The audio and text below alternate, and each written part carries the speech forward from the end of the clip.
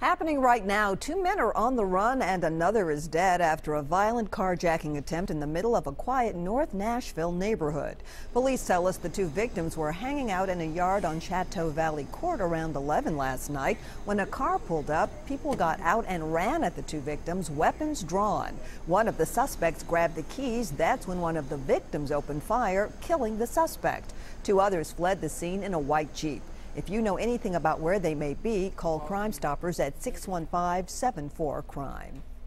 We're learning more about the blow-by-blow decisions that potentially saved scores of lives on a train bound for Paris. The French president called the three Americans heroes and said the whole world should be proud of their courage and cool heads under pressure. Charlie Dacketta was at a special ceremony this morning. France's biggest heroes bestowed the biggest honors. Specialist Alex Scarlatos, Army National Guard, Airman First Class Spencer Stone, U.S. Air Force, and their childhood friend Anthony Sadler, three ordinary guys who did an extraordinary thing. At the ambassador's residence, Spencer Stone described for the first time the moment he and his friends faced the heavily armed gunman head on. And I saw he had what looked to be an AK-47, tackled him. Alec came up and grabbed the gun out of his hand while I put him in a chokehold. It seemed like he just kept pulling more weapons left and right, took out a box cutter, started jabbing at me with that.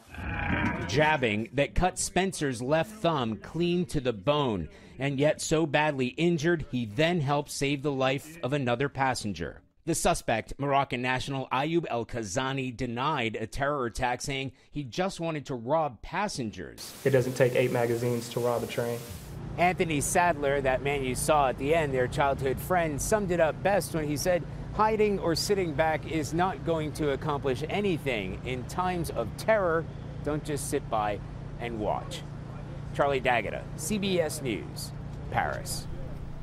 Back here, Wall Street took a massive dive at the opening bell today, plunging more than 1,000 points. It's expected to suffer more heavy losses throughout the day after China's main index tumbled 8.5%. The Dow is already coming off its worst week in 4 years. The index dropped more than 500 points Friday. The S&P lost nearly 6% last week. The decline has pulled the markets into a correction or a fall of 10%.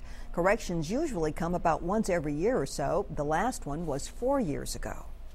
Politics in the spotlight this morning with Nashville's mayoral race as several elected officials, business and religious leaders from the African-American community are endorsing Megan Barry at this hour. They're promising an historic Get Out the Vote initiative in the black community. We have a crew at the news conference and we'll have more later today.